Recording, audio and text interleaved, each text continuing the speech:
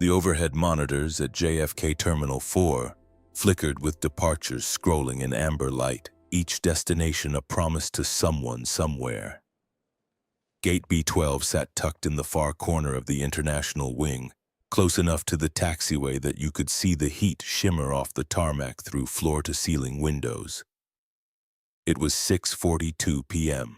on a Tuesday in late September, the kind of evening when the airport felt less like a cathedral of travel and more like a purgatory of delays, overpriced salads, and the low hum of collective exhaustion.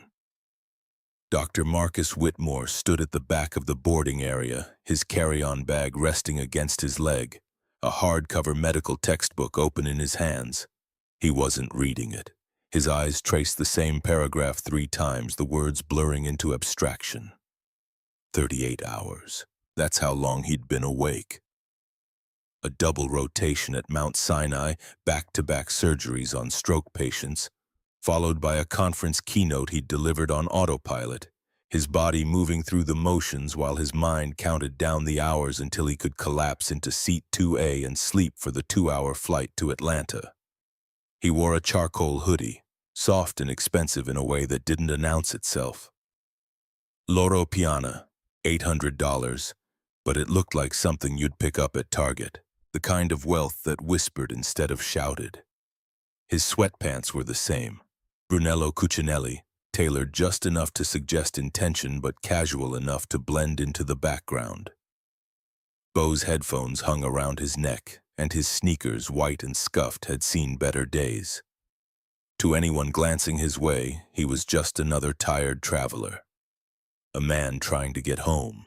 But Marcus Whitmore was not just another traveler. He checked his phone. A text from his daughter Zoe lit up the screen. "Dad, don't miss my recital tomorrow, please." "You promised."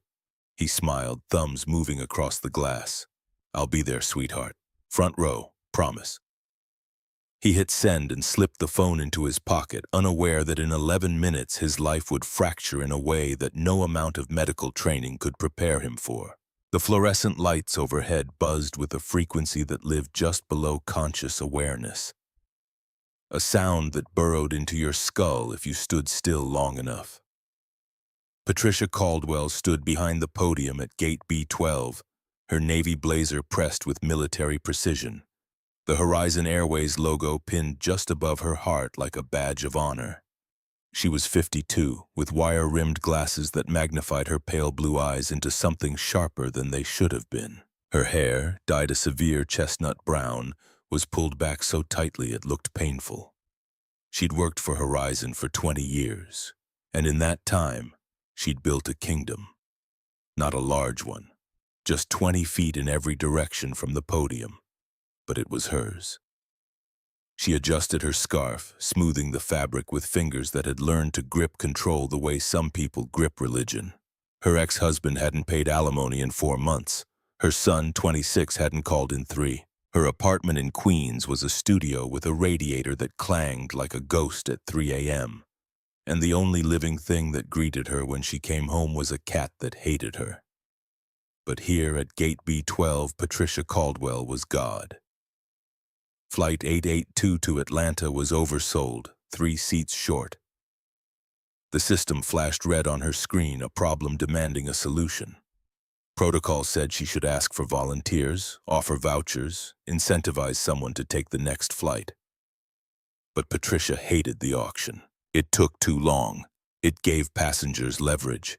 And leverage, in her world, was a sin. She preferred to find a reason. A passport with a bent corner, a carry-on half an inch too wide, a tone of voice that could be construed with enough creativity as threatening. If she could disqualify someone for cause, she didn't have to negotiate. She could simply enforce. Her eyes swept the gate area, profiling with the efficiency of someone who'd done this so many times it had become reflex. Business travelers in suits tapping on phones. Families wrangling toddlers, a group of college students too loud near the window. And then, in the back corner, sitting alone in the priority seating area, she saw him. A black man, tall, broad-shouldered, mid-40s maybe, charcoal hoodie, sweatpants, expensive headphones, reading a book, not looking at a phone. He looked tired. He looked comfortable. He looked to Patricia like someone who didn't belong. She leaned toward Jenny Torres, the junior flight attendant assigned to the jetway door. Jenny was 24, knew enough that the uniform still felt stiff, still carried the chemical smell of the dry cleaner. She was terrified of Patricia. Everyone was. "Keep an eye on that one in the hoodie." Jenny followed Patricia's gaze. "He looks pretty calm to me. He's just reading. It's the quiet ones." Patricia's voice dropped to a conspiratorial whisper. "They think if they don't make eye contact, we won't check their boarding group. Watch. I'm going to make sure he knows who runs this flight." Jenny said nothing. She'd learned in 3 weeks that silence was survival. Marcus closed the textbook and checked his watch. A vintage Omega inherited from his grandfather, the kind of timepiece that carried weight beyond its mechanics. It was 6:52 p.m. Pre-boarding would start any minute. He stood, stretching the stiffness from his lower back, and picked up his leather duffel. Sleek, dark brown, monogrammed with initials too small to read from a distance. He walked toward the podium, his stride unhurried, the gait of a man who'd spent years moving through hospital corridors where urgency was measured in seconds, but panic was a liability. He didn't know Patricia Caldwell. He didn't know that she'd already decided he was a problem. He didn't know that her finger was hovering over the intercom button, ready to call security if he so much as breathed wrong.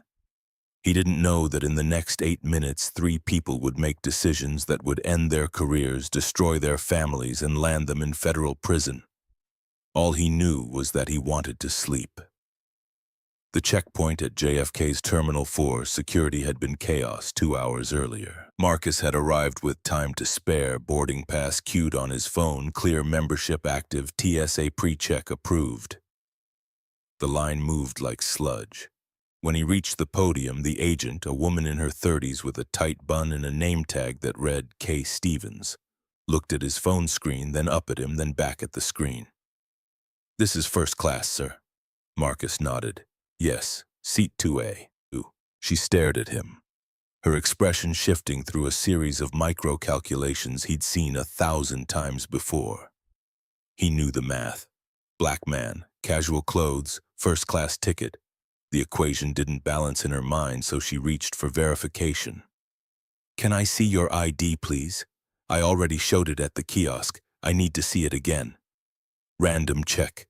Marcus pulled his wallet from his back pocket, extracted his driver's license, and handed it over. She held it up to the light, bent it slightly, testing its flexibility. She squinted at the photo, then at his face, as if aging 5 years between renewal cycles was evidence of fraud. "This photo looks younger. It was taken 5 years ago." People age. She didn't smile.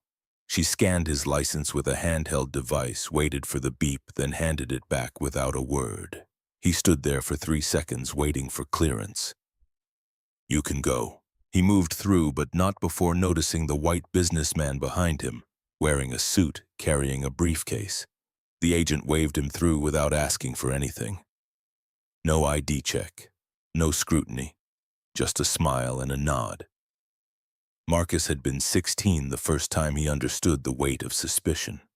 He'd been driving his mother's Lexus home from a debate tournament, trophy in the back seat, varsity jacket on the passenger seat.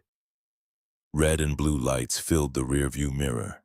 The officer approached with a hand on his holster, asked for license and registration, asked where he was going, asked if the car was stolen. Marcus's hands had trembled on the wheel, but his voice stayed calm because his father had taught him the script. "Yes, sir. No, sir. It's my mother's car, sir. I'm coming from school, sir." The officer ran the plates, found nothing, and let him go with a warning about a taillight that wasn't actually out. Marcus drove home at exactly the speed limit, pulled into the driveway, and sat in the car for 20 minutes, hands still shaking. That was 26 years ago. The script hadn't changed. The TSA checkpoint was worse. Marcus placed his duffel on the conveyor belt, removed his laptop, slipped off his sneakers. He walked through the scanner with his arms raised, heard the beep, and stepped out. A TSA agent, young, maybe 30, with a buzz cut and a jaw that suggested he chewed gum even when he wasn't, pointed at him. "Sir, step over here. Random additional screening." Marcus glanced at the passengers before and after him. White, white, white. All waved through. He stepped aside. The agent patted him down, running hands along his ribs, his waistband, his thighs. Another agent searched his duffel, unzipping every pocket, pulling out his medical journals, his toiletries, his phone charger. They swabbed his hands for explosives. The test came back clean, but the agent frowned as if the negative result was suspicious in itself. "What's the purpose of your trip, sir?" "Visiting family." The agent looked at him, waiting for more.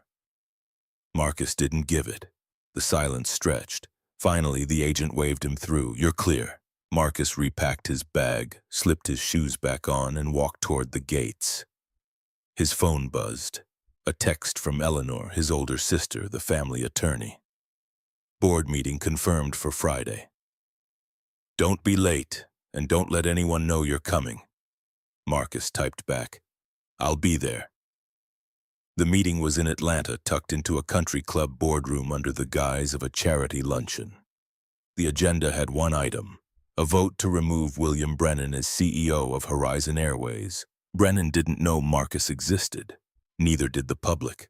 The Whitmore Family Trust had acquired 73% of the airline 3 years ago through a labyrinth of shell companies, offshore accounts, and legal structures so opaque that even the SEC had given up trying to map them. Marcus was listed nowhere. He flew coach, economy, first class, whatever was available, blending into the passenger manifest like everyone else. It was strategic. If you wanted to know how a company really operated, you didn't walk through the front door wearing a suit. You bought a ticket and sat in the back row. But tomorrow, in that boardroom, Marcus would walk in wearing his name, his power, and his vote. And William Brennan, the man who'd presided over 2 decades of steady mediocrity and mounting discrimination complaints, would be gone. Marcus reached Gate B12 at 6:51 p.m. The pre-boarding announcement chimed. He approached the Sky Priority lane, empty except for him. Patricia Caldwell stood behind the podium, her hands resting on the keyboard like a pianist preparing for a performance. She didn't look up as he approached. "Good evening. How are you doing?" Patricia's head snapped up. She looked at him, her eyes traveling from his face to his hoodie to his sweatpants to his sneakers and back up again. Her lip curled, a movement so small it could have been a trick of the light. Boarding pass. Marcus held out his phone. The screen displayed his name, his seat, his boarding group. Zone 1. First class. Diamond medallion status. Patricia didn't scan it. She took the phone from his hand, her fingers cold and quick, and stared at the screen as if deciphering a foreign language. "This is the priority lane, sir. General boarding is in 20 minutes, Zone 4. Marcus kept his voice even. "I know. I'm in seat 2A. That's first class." Patricia let out a short, scoffing breath. "Seat 2A. Right." She held the phone up, tilting it toward the light, checking for signs of tampering. The screen clearly showed his name, his seat, his status. Any other agent would have scanned it and wished him a good flight. Patricia was not any other agent. "I need to see your ID." "My ID? I already went through TSA. I showed them my ID, and I'm asking to see it again. Random identity verification check. Company policy." She crossed her arms, her posture rigid, her eyes flat and unblinking behind her glasses. "Unless you don't have it." Marcus sighed. The sound came from deep in his chest, a release of air that carried the weight of every time he'd played this game, every time he'd been asked to prove he belonged in a space he'd paid to occupy. He put his bag down, reached into his back pocket and pulled out his wallet. He extracted his driver's license and handed it to her. Patricia held it up to the light. She squinted at the photo, then at Marcus. She bent the card slightly, testing its flexibility, the same motion the checkpoint agent had made 2 hours earlier. This photo looks younger. It was taken 5 years ago. People age. Ma'am, the flight starts boarding in 2 minutes. Is there a problem? The problem, Patricia said, her voice rising just enough to carry across the gate area, is that we take security very seriously here. And when things don't match up, we ask questions. Heads began to turn. A businessman in the front row looked up from his laptop. A young mother stopped bouncing her baby. The college students near the window went quiet. What doesn't match up? Marcus stepped closer to the counter, his voice calm but firm. The name is the same. The face is the same. I have a valid ticket. Patricia handed the license back, but she didn't scan his phone. She turned to her computer and started typing, her fingers slamming the keys with unnecessary force. I'm going to need you to step aside, sir. Step aside? Why? Because I need to clear your ticket status. The system is flagging it. Flagging it for what? Patricia snapped, her voice spiking into a register designed to draw attention. Sir, I am asking you to step aside so I can board the other passengers. If you continue to be aggressive, I will have to call security. Marcus blinked. Aggressive. He hadn't raised his voice. He hadn't moved closer. He was standing with his hands at his sides, his duffel on the floor, his expression neutral. But the word had been deployed, and once it entered the air, it took on a life of its own. I am not being aggressive. I am asking for clarification. I paid for this seat. I am a frequent flyer. I want to know why I am being denied boarding. You aren't being denied boarding yet. You are being processed. Now step aside. Marcus looked around. He saw the eyes of the other passengers. Some looked sympathetic. Most looked annoyed. Annoyed that he was holding up the line. Annoyed that this was taking so long. Annoyed that he couldn't just do what he was told. He saw the judgment forming in real time. Why is he arguing? Just do what she says. He took a deep breath. He knew that if he escalated, he lost. If he got angry, he became the stereotype she wanted him to be. So he picked up his bag and moved 3 feet to the left, standing beside the metal podium support, effectively exiled from the process he'd paid to participate in. Fine, I'll wait, but I expect this to be resolved quickly. Patricia ignored him. She picked up the microphone, her voice sugary and bright. Now inviting our first class and Diamond Medallion members to board through the Sky Priority Lane. Welcome aboard! Marcus watched as a man in a suit walked up. Brenda beamed at him. Welcome back, Mr. Henderson. Seat 3B. Have a wonderful flight. Beep. The scanner chirped. The man walked through. Then a couple. Enjoy Atlanta, folks. Beep. Marcus stood there, a spectacle pinned to the periphery, while people who had arrived after him walked onto the plane. He checked his watch. 6:55 p.m. 10 minutes passed. The first-class line emptied. Zone 1 boarded. Zone 2 boarded. Marcus stepped back up to the counter. The line had lulled. Ma'am, everyone from Priority has boarded. Can you check my status now? Patricia didn't look up from her screen. I'm busy, sir. I have a flight to manage. You are managing the flight by boarding passengers.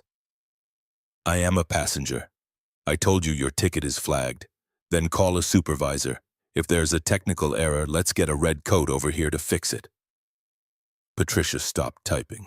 She turned her body fully toward him, her spine straightening, her chin lifting. This was the moment, the power play, the line in the sand. You know what? Her voice dropped to an icy calm. I don't like your tone.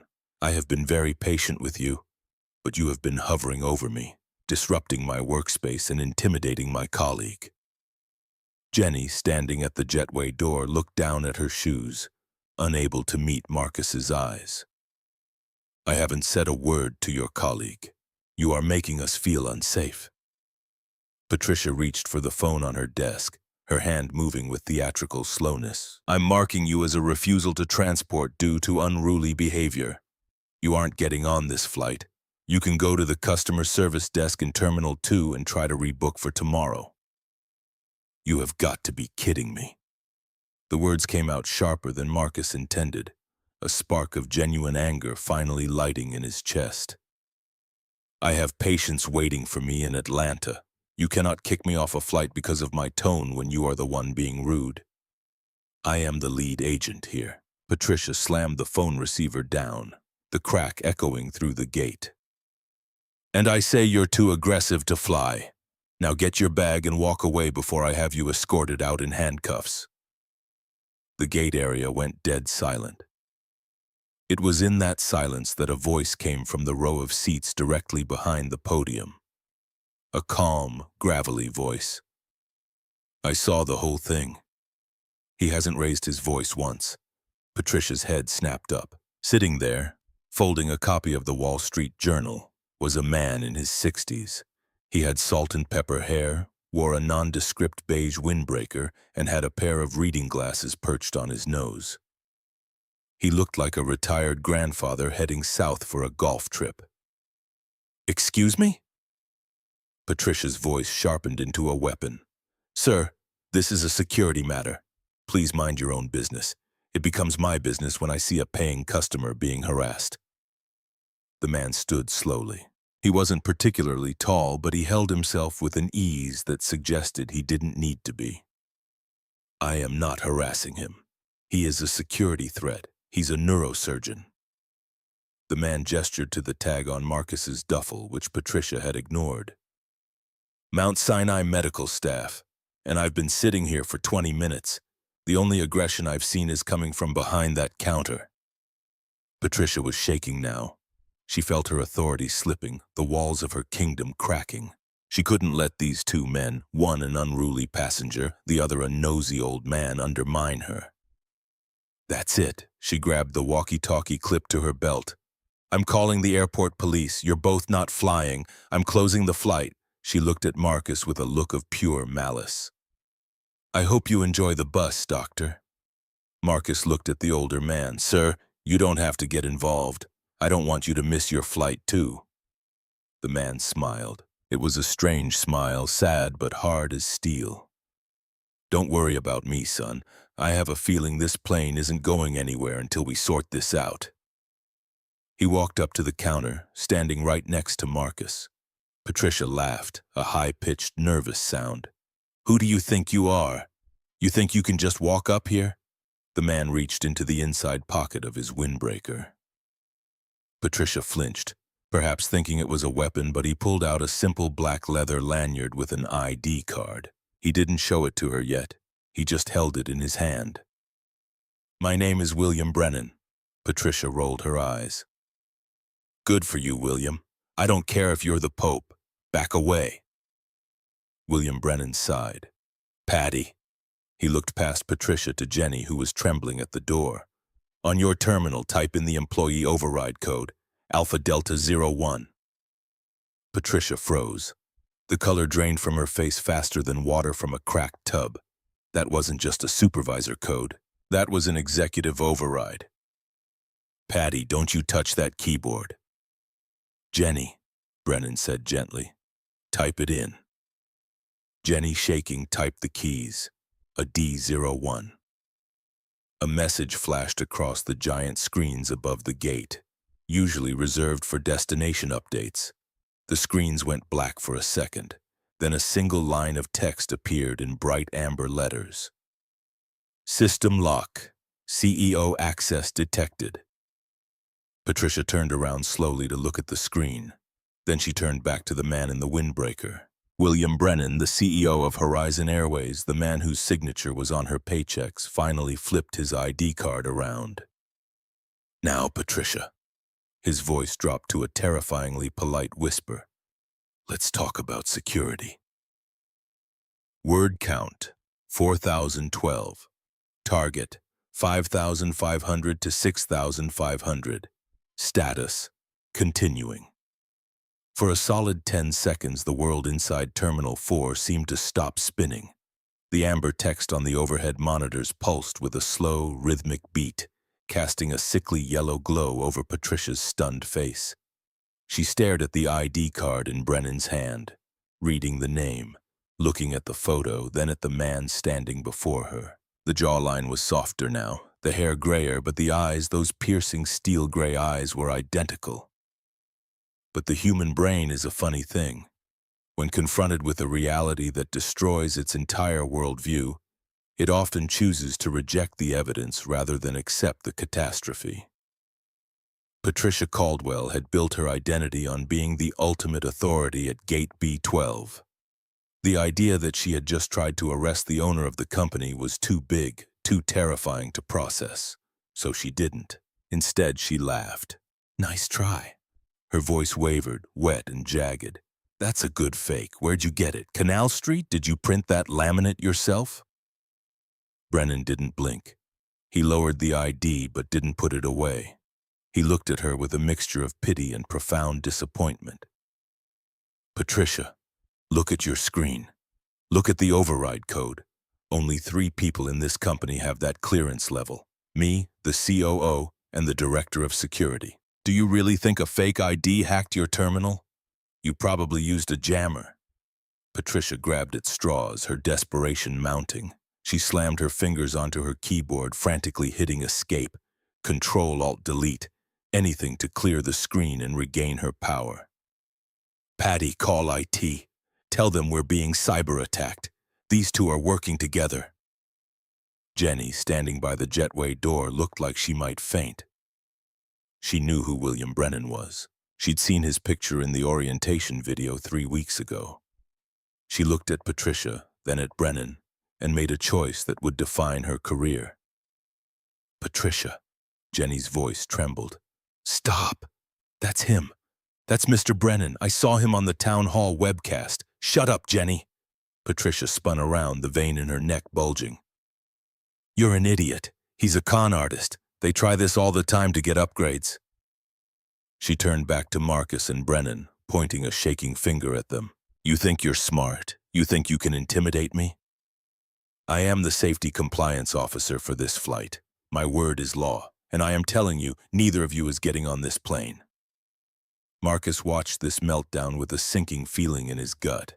He'd seen this behavior before in operating rooms where surgeons made fatal errors and refused to admit it, doubling down until the patient was dead.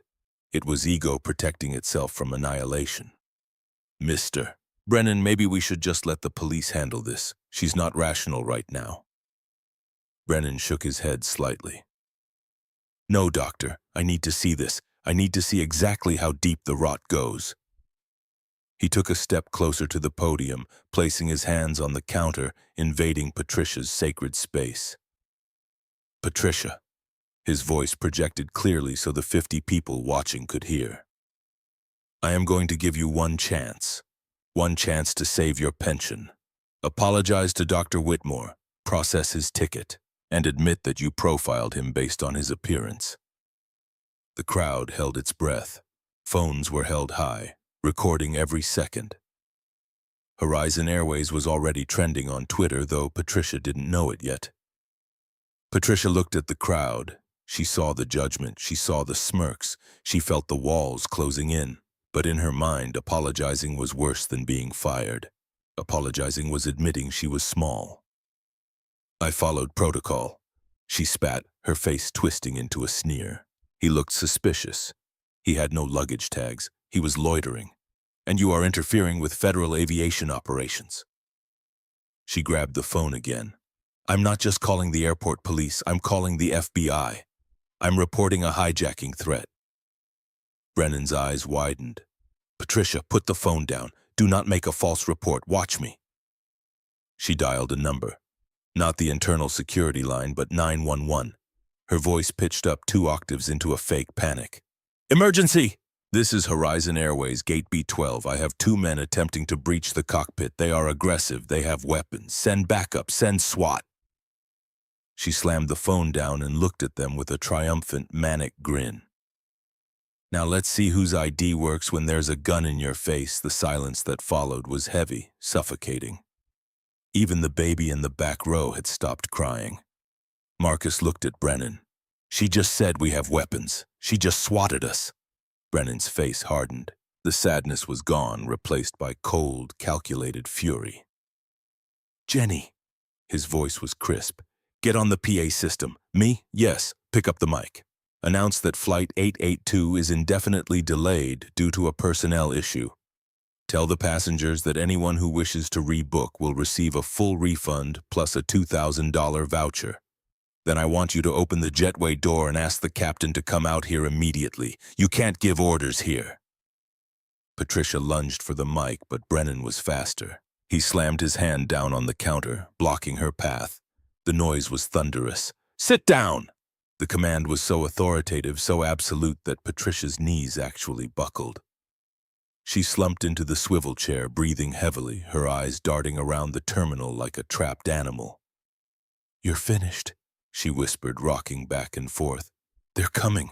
You're both going to jail."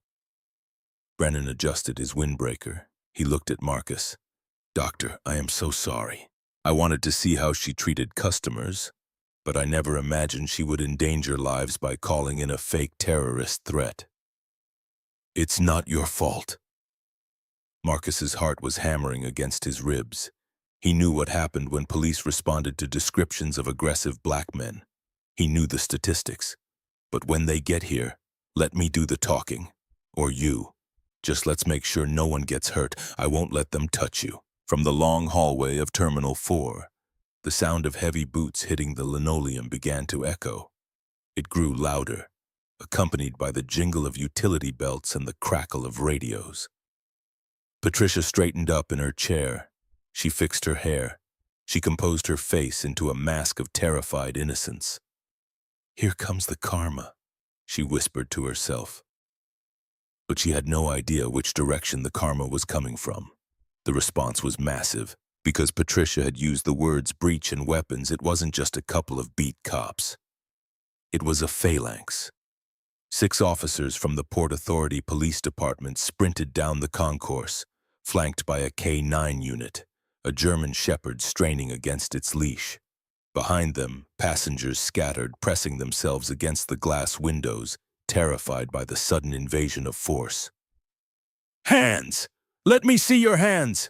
the lead officer bellowed as they rounded the corner to gate B12. He had his hand on his holster, the safety strap undone. Dr. Marcus Whitmore instinctively raised his hands, spreading his fingers wide. It was muscle memory born of survival. He went to his knees slowly, signaling total submission. "I am unarmed. I am a doctor." William Brennan did not kneel. He stood his ground, his hands visible but down at his sides.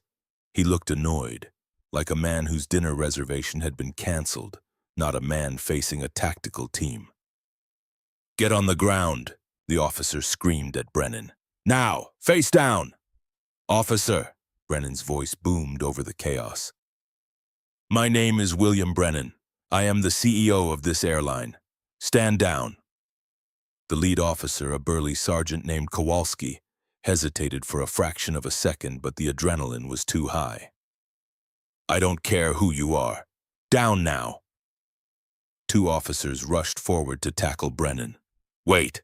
A voice cracked like a whip from the jetway door. Captain James Hartley, the pilot of Flight 882, had just emerged, summoned by Jenny. He was wearing his full uniform, hat, 4 stripes on his shoulders, wings on his chest. He took in the scene in an instant, his boss about to be tackled, a neurosurgeon on his knees, and Patricia smirking behind the desk. "Sergeant Kowalski!" Captain Hartley shouted. He knew the cop. They played in the same airport softball league on Tuesdays. "Stand down. That is the CEO. That is William Brennan." Kowalski froze mid-step, his hand inches from Brennan's shoulder.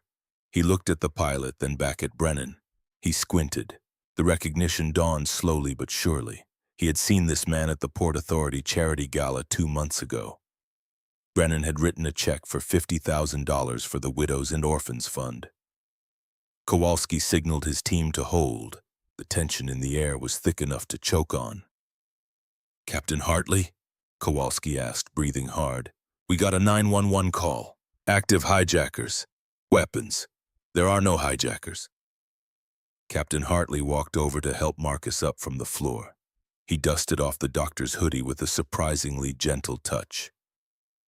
There are no weapons. What we have is a catastrophic failure of judgment by the gate agent.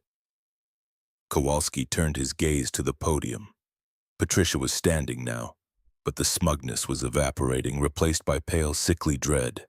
The victim act wasn't going to work with Hartley there. She called it in. Kowalski pointed at Patricia. She said 2 men were breaching the cockpit. Brennan stepped forward, brushing his windbreaker off. He looked impeccable despite the near tackle. "Officer, I was conducting a spot check on my staff. This agent, Miss Caldwell, denied this passenger boarding based on racial profiling. When I intervened and revealed my identity, she panicked and swatted us to cover her tracks." Kowalski turned to Patricia. His expression shifted from tactical aggression to cold anger. Police officers hate false calls. False calls put them in danger. False calls waste resources. False calls get people killed. "Is that true, ma'am? Did you report a weapon when there wasn't one?" "I felt threatened." Patricia's voice was shrill. "They were aggressive. They were ganging up on me. I didn't know he was the CEO. It looked like a fake ID. So you lied about the gun." Kowalski leaned over the counter, because feeling threatened and seeing a weapon are 2 very different things in the eyes of the law. One is a complaint, the other is a felony. Patricia's mouth opened and closed like a fish. "I just wanted them removed. You have to understand the pressure. The oversold flight. Ma'am, step out from behind the counter." "What? No, I'm working. I have to board this flight. You are not working anymore." Brennan interrupted, his voice ice. "You are relieved of duty effective immediately. In fact, you are banned from Horizon Airways property. Now do as the officer says." Patricia looked at Jenny. "Jenny, tell them. Tell them how scary they were." Jenny looked at Patricia. She looked at the years of bullying, the stolen lunches, the snide comments about her weight, the way Patricia made her cry in the break room. "They weren't scary, Patricia." Jenny's voice gained strength. The gentleman in the hoodie was polite. He asked why he couldn't board. You yelled at him. And Mr. Brennan just asked you to apologize. You called 911, you traitorous little... Patricia lunged toward Jenny, but Officer Rodriguez, a female officer who had circled around the back, caught Patricia's arm. "That's enough." Rodriguez spun Patricia around. "Patricia Caldwell, you are under arrest for filing a false police report and misuse of the emergency 911 system." The click of the handcuffs was the loudest sound in the airport. "No, you can't do this. I know my rights. I am a union member. I want my rep. This is discrimination. You're arresting me because I'm a woman." As they walked her past the seating area, the crowd, which had been silent, erupted. But not in the way Patricia expected. Someone started clapping, then another person, then the whole gate area. It wasn't polite applause. It was thunderous. People were cheering. A guy in the back shouted, "Finally!" The young mother with the baby waved. Patricia looked at the faces of the people she had terrorized for years. There was no sympathy, only relief. Dr. Marcus Whitmore watched her go, feeling a strange mix of emotions. Justice, yes, but also a profound sadness that it had to come to this. That a woman would destroy her own life rather than simply say, "I'm sorry. I was wrong." William Brennan walked over to Marcus, extending a hand that carried the weight of boardroom deals and crisis management calls at 3 a.m. Marcus shook it, feeling the firm grip of a man who'd spent decades navigating corporate warfare but had somehow forgotten to watch the ground troops. "Dr. Whitmore, I cannot apologize enough. This is not who we are. This is not who we want to be." Marcus met his eyes. "You stood up when you didn't have to. You put yourself in the line of fire. I respect that." Brennan turned to the gate agents who were now swarming the desk from neighboring gates to cover the vacancy. "Get Dr. Whitmore his boarding pass and upgrade him. If 2A is his seat, give him the whole row and comp his ticket. That's not necessary. It is. But we aren't done yet. The police part is over, but the corporate part is just beginning." I have a board meeting tomorrow in Atlanta. And you know what? I think I need a witness. Marcus raised an eyebrow. You want me to come to your board meeting? No. Brennan smiled, a mischievous glint in his eye. I want you to fly with me. I'm not going to Atlanta commercial anymore. My private jet is in the hangar. We're going to headquarters. I want you to tell the board of directors exactly what happened here tonight. I'll have you in Atlanta by morning for your daughter's recital. I promise. But tonight, we clean house. Marcus thought about it. He looked at the empty gate where Patricia used to stand. He looked at the passengers who were now looking at him with something between awe and discomfort. The way people stare at car accidents they can't look away from. Okay, let's go to Atlanta. But as they gathered their things, a man in a sharp suit, the Zone 1 passenger Patricia had greeted so warmly earlier, stepped forward. He looked nervous, clutching his phone like a lifeline. Excuse me, Mr. Brennan. Brennan turned. Yes? I videoed the whole thing, from the moment she took his ID to the moment the cuffs went on. The whole 10 minutes. Brennan looked at the phone, then at Marcus. What's your name, son? Tyler. Tyler Brooks. I'm a software engineer, work in San Francisco. Well, Tyler, don't post that yet. Brennan took a business card out of his pocket embossed with gold lettering. Send it to me. We're going to need evidence for the lawsuit she's undoubtedly going to file. Lawsuit? Oh, yes. Brennan's voice went dark. Patricia isn't going to go down quietly. She's going to fight. And we need to be ready for the second act. He turned to Marcus. Ready to go, Doctor. The real drama starts when the lawyers get involved. The holding cell at the Queens Central booking facility smelled of bleach and stale despair, a scent Patricia Miller felt was entirely beneath her. She sat on the cold metal bench, her blazer wrinkled, her scarf confiscated as a potential ligature, and her mind racing not with regret but with strategy. She had been in the cell for 4 hours before her union representative, a tired-looking man named Frank, bailed her out. But Frank wasn't alone.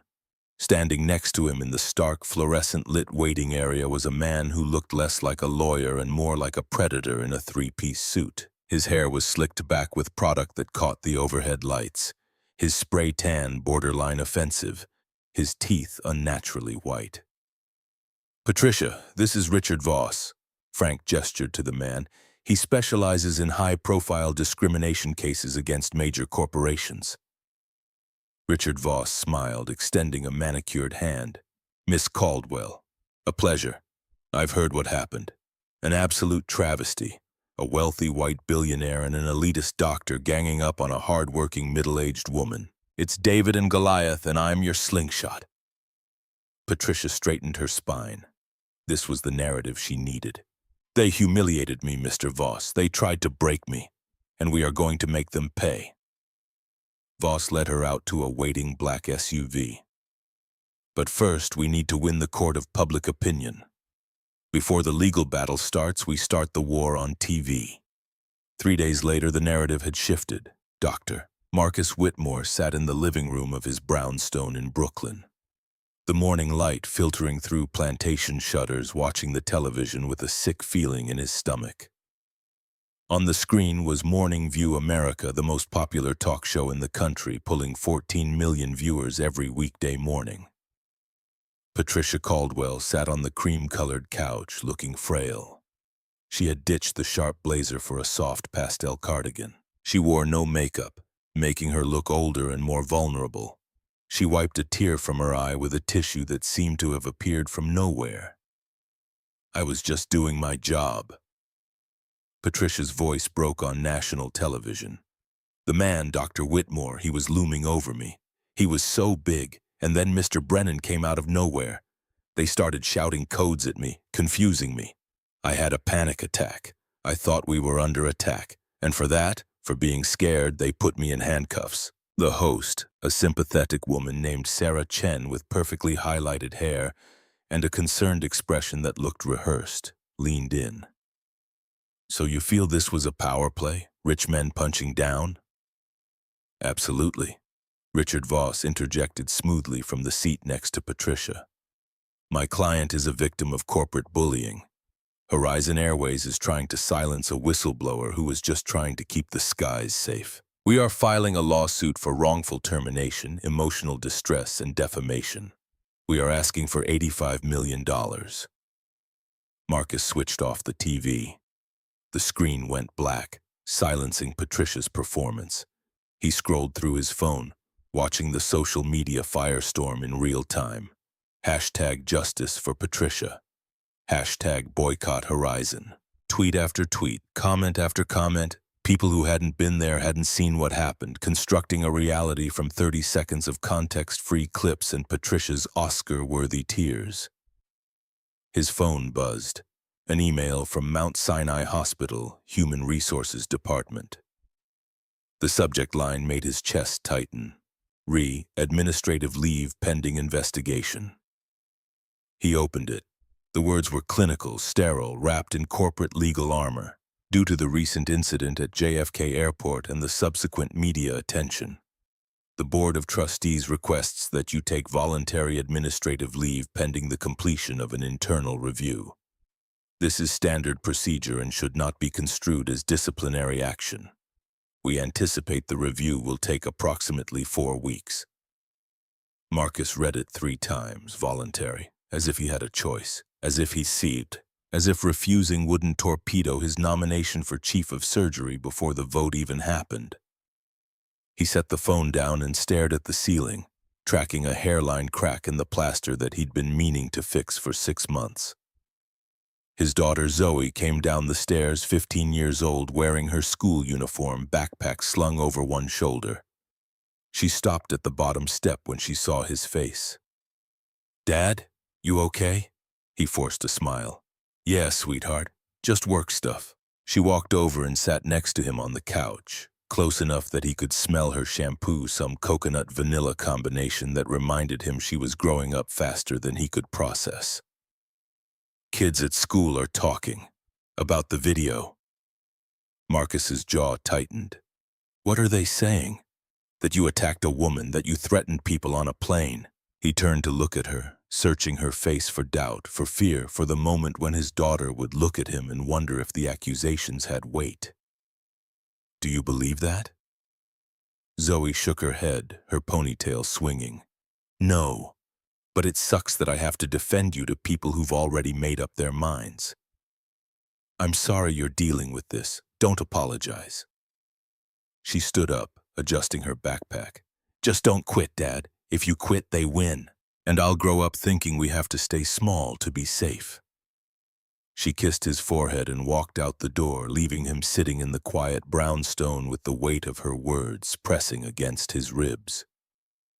The law offices of Voss and Partners occupied the 42nd floor of a midtown Manhattan skyscraper, all glass and chrome and views that cost more per square foot than most people made in a year. The conference room was designed to intimidate, with a table long enough to seat 20 and a Bose sound system that made every word feel amplified, recorded, permanent.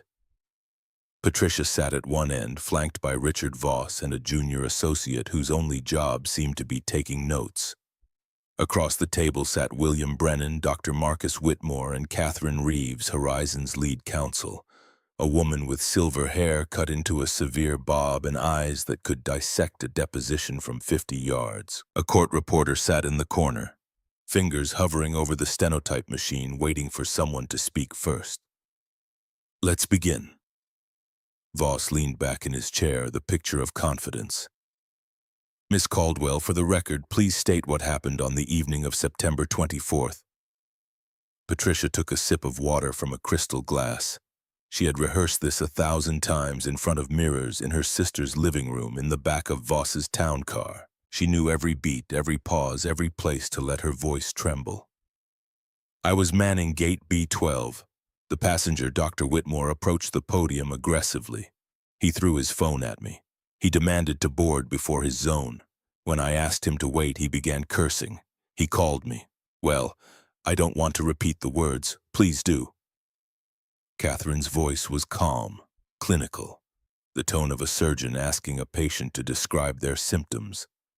Patricia hesitated, then improvised. He called me a useless clerk and a stupid woman. Then Mr. Brennan appeared. He didn't identify himself, he just started shouting orders. I felt physically threatened. I thought they were going to jump the counter. That's when I called the police. I was terrified for my life. Catherine nodded, writing something on her legal pad. She didn't look up. So to be clear, Miss Caldwell, Dr. Whitmore threw his phone, cursed at you, and you never saw Mr. Brennan's ID. That is correct. He refused to show ID. That's why I thought he was an intruder. And you never raised your voice, never. I remained professional until the moment I feared for my safety. And the reason you denied Dr. Whitmore boarding was purely behavioral. Yes, he was acting erratic, like he was on drugs or something. Marcus clenched his jaw, his hands fists under the table.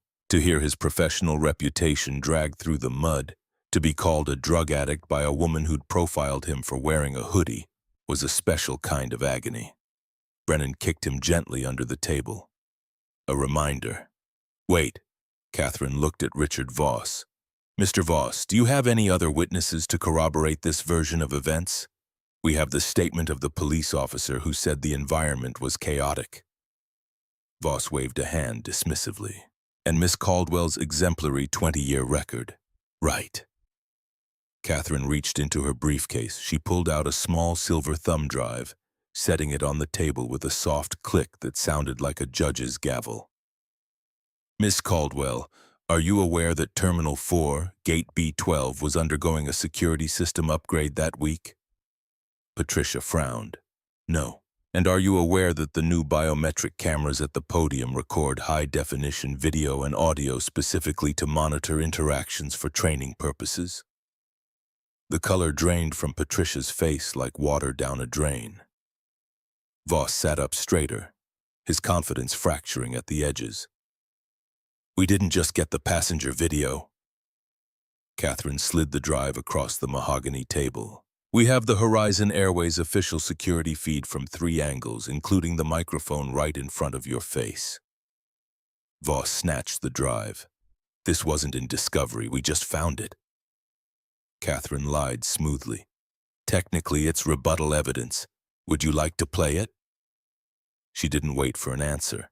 She tapped her laptop, which was connected to the giant screen on the wall. The video began. The clarity was devastating. The audio was crystal clear. Patricia's voice filled the room, sharp and contemptuous. This is the priority lane, sir. General boarding is in 20 minutes. Zone 4. The room watched in silence as the entire encounter played out. They saw Marcus standing calmly. They saw him hand over his phone gently. They heard Patricia's unprovoked aggression. They heard the racial slurs implied in her tone, the way she said people like you with a sneer that didn't need translation. Then came the moment with Brennan. My name is William Brennan. I am the CEO of this airline. Patricia on screen looking directly at his ID card, her face registering recognition for a split second before she chose to escalate. I don't care if you're the Pope, back away. And finally, the 911 call. They have weapons, send SWAT. The video showed Patricia holding the phone, looking directly at 2 unarmed men standing 5 feet away, lying through her teeth with a smile that suggested she was enjoying it. The video ended. The screen went black. The silence in the conference room was heavier than a collapsed star. Richard Voss looked at the screen. Then he looked at his client. The David and Goliath narrative had just evaporated. He wasn't looking at a victim anymore. He was looking at a liability. That's manipulated, Patricia stammered. That's a deepfake. It has a digital watermark from the Department of Homeland Security. Catherine closed her folder with a snap. It's authenticated, Patricia. Chain of custody documented. And you just swore under oath that Dr. Whitmore cursed at you and threw his phone. That is perjury. She looked at Voss. Here is our counteroffer. We are countersuing you, Miss Caldwell, for the cost of the flight delay, the damage to the brand, and fraud. However, Mr. Brennan is generous. Brennan leaned forward. Drop the lawsuit, Patricia. Issue a public apology on the same channel where you lied about us. and surrender your pension to the Horizon Airways Employee Relief Fund." "My pension?" Patricia shrieked, the performance cracking like old paint. "I worked 20 years for that. You tried to send me to federal prison." Marcus's voice was thunder, low and resonant, filling the room with a force that made the junior associate flinch.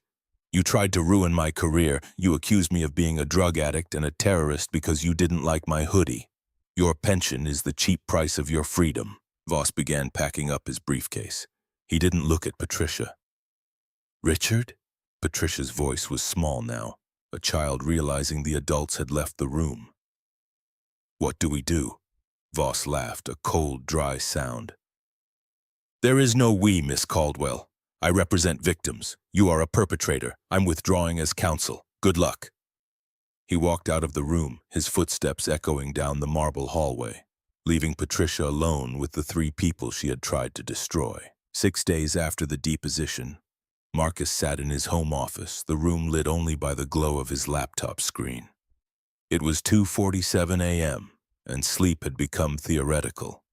He was reading the complaint that Catherine Reeves had filed in federal court, United States District Court, Southern District of New York, Horizon Airways, Inc., and Dr. Marcus Whitmore, plaintiffs versus Patricia Caldwell, defendant. Causes of action: defamation, intentional infliction of emotional distress, false light, abuse of process. The filing was surgical.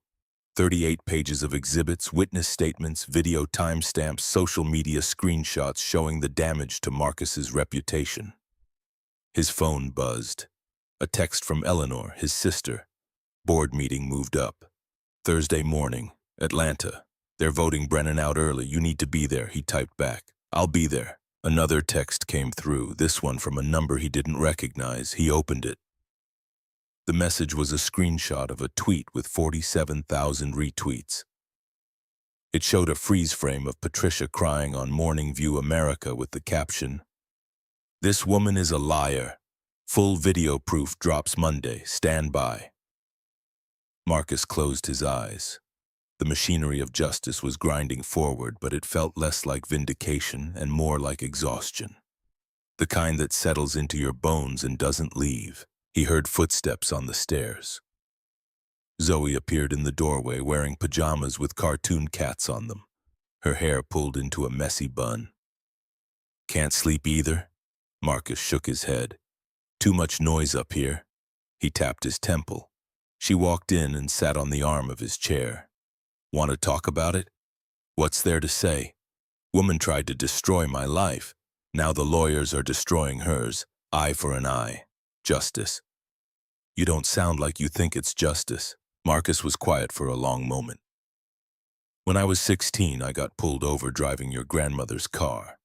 The officer made me get out, put my hands on the hood, searched the whole vehicle. Told me I matched the description of a suspect. I asked what suspect. He said, just a suspect. Let me go with a warning about a taillight that wasn't broken. I sat in that car for 20 minutes after, shaking so hard I couldn't turn the key." Zoe listened, her hand resting on his shoulder. "I swore that if I ever had power, real power, I wouldn't use it to hurt people. I'd use it to change systems. But now I'm watching Patricia Caldwell lose everything, and part of me thinks she deserves it. And part of me wonders if destroying one person changes anything, or if it just makes me feel better. Dad, she didn't just hurt you. She hurt 53 other people. That's not one mistake, that's a pattern." Marcus looked up at her. "How do you know about the 53? I read the court filing. It's public record. I Googled you." He laughed despite himself. "Of course you did. And you know what I think?" Zoe's voice was firm, older than her 15 years. "I think you're not destroying her. You're stopping her. There's a difference." The filing that Catherine Reeves had prepared included an exhibit that Marcus hadn't seen until the deposition. It was a spreadsheet, compiled by Horizon's internal audit team at Brennan's directive. 53 incidents over 22 months, each row a person, each column a violation. Daniel Reed, age 35, black, businessman, seat 3A, first class, denied boarding, Reason listed, suspicious upgrade. Actual reason, profiled. Result, missed daughter's emergency appendectomy. Filed complaint, no action taken. Maria Gonzalez, age 40, Latina, physician, seat 1C, first class. Forced to provide medical credentials to prove occupation. Reason listed, verification protocol. Actual reason, assumed fraud. Result, humiliated in front of colleagues, filed complaint, no action taken. Jamal Wright, age 50, black, military veteran, prosthetic leg, seat 2B, first class, told seating error, moved to coach despite valid ticket. Reason listed, overbooking. Actual reason, staff discomfort. Result, PTSD episode triggered, hospitalized. Filed complaint, no action taken. Sarah Mitchell, age 33, black, engineer, seat 4A, first class, searched 7 times, accused of acting nervous. Reason listed, random screening. Actual reason, racial profiling. Result, missed job interview, lost opportunity. Filed complaint, no action taken. The pattern was undeniable. Every incident involved a passenger of color. Every incident involved premium seating. Every incident involved Patricia Caldwell's crew. And every complaint had been filed, reviewed, and dismissed by the same regional manager. Frank Morrison. Catherine had tracked Morrison down, subpoenaed his emails, and found the smoking gun. An internal training memo from March 2023 marked confidential for training purposes only. Subject: Enhanced Passenger Verification Protocol Team. In light of recent fraudulent bookings and upgrade abuse, we are implementing enhanced verification for passengers whose appearance does not match the expected demographic profile for their cabin class. Trust your instincts. If something feels off, verify. Better to offend one passenger than compromise the experience for our premium clientele. The memo had been sent to 15 gate agents and 12 flight attendants. Patricia Caldwell was CC'd. She had replied, "Excellent guidance. Will implement immediately." Marcus stared at the memo on his laptop screen, reading it for the 5th time. This wasn't just Patricia. This was institutional, sanctioned. A policy dressed up in corporate language that meant one thing: if they don't look like they belong, make them prove it. His phone rang. "Brennan, Marcus, you see the Morrison memo? I'm looking at it now. We're filing an amended complaint, adding Morrison as a defendant. This goes higher than Patricia." "Good. What about you?" "Me? You're the CEO. This happened on your watch." Brennan was quiet for a long moment. "I know. That's why I'm resigning. Board vote is Thursday. I'm recommending Keisha Williams as my replacement. She's COO, she's brilliant, and she's the person who should have had this job 3 years ago." "William, you didn't write that memo, but I created the culture where it could exist. I hired Morrison. I ignored the complaints. I prioritized profit over people. And that ends now." The federal trial was scheduled for 6 months out, but the court of public opinion moved faster. On Monday morning, exactly 9 days after the JFK incident, Tyler Brooks uploaded the full 10-minute video to YouTube with the title, "Racist Gate Agent Calls Police on Doctor Lies About Weapons." Within 6 hours, it had 8 million views. Within 24 hours, it had been picked up by CNN, MSNBC, Fox News, and every major outlet in between. The video was unedited, unfiltered, undeniable. It showed Marcus calm and polite. It showed Patricia aggressive and contemptuous. It showed Brennan trying to de-escalate. It showed Patricia calling 911 and lying. The comment section was a wildfire. This is exactly what happens to black people every day. She should be in prison for filing a false report. I hope Horizon fires everyone involved. But there were other comments too, the kind that made Marcus's stomach turn. He was loitering. She had every right to be suspicious. If he'd just complied, none of this would have happened. Play stupid games, win stupid prizes. Marcus learned that no amount of evidence could change certain minds. For some people, the story would always be that he was the problem, that his presence in a space he'd paid to occupy was inherently threatening. that his calm was defiance and his questions were aggression. But the majority saw the truth, and the majority was loud. Horizon Airways stock dropped 14% in 3 days. Boycott campaigns organized on Twitter. Flight attendants' unions issued statements condemning Patricia and demanding policy reform. The FAA announced an investigation into discriminatory practices across the industry. And Patricia Caldwell, sitting in her sister's basement apartment in Queens, watched her face become a meme, a symbol, a cautionary tale shared millions of times by people who would never know her name, but would always remember what she did. 2 weeks after the deposition, Marcus flew to Atlanta, not on Horizon. He'd booked Delta first class, paid full price. The gate agent smiled at him, scanned his pass without comment, and wished him a good flight. He sat in seat 3A and watched the city shrink below him, the sprawl of New York giving way to the patchwork fields of Pennsylvania, the mountains of Virginia, the red clay of Georgia. When he landed, Eleanor was waiting for him at baggage claim, holding a sign that said Dr. Whitmore, as if he might not recognize his own sister. Dramatic much? She grinned. Thought you could use a laugh. They drove to the country club in her rented Mercedes, the route taking them through Atlanta's sprawl, past the gleaming towers of Buckhead, the historic neighborhoods of Inman Park, the wealth and poverty existing side by side in the way only American cities managed. The board meeting was scheduled for 10 a.m. in a private dining room overlooking a golf course so green it looked photoshopped. Marcus arrived at 9:45, wearing a suit that cost more than Patricia Caldwell made in a month, his medical credentials polished, his ownership stake unassailable. Eleanor handed him a folder. Your voting proxy, 73% of shares, the board doesn't know you're coming. Brennan kept it quiet. They walked in together. The room went silent. 12 board members sat around a table, coffee cups and pastries untouched. William Brennan stood at the head, his face carefully neutral. Ladies and gentlemen, I'd like to introduce Dr. Marcus Whitmore, majority shareholder of Horizon Airways via the Whitmore Family Trust. The room erupted. Questions flew, overlapping, aggressive. How long have you owned the company? Why didn't you disclose? What's your agenda? Marcus waited for the noise to die down. Then he spoke, his voice carrying the calm authority of a man who'd spent years telling families their loved ones might not make it through the night. I bought this airline because I believed in its potential. I've flown 247 times as a passenger, always anonymously, always observing. What I observed 2 weeks ago at JFK was not an isolated incident.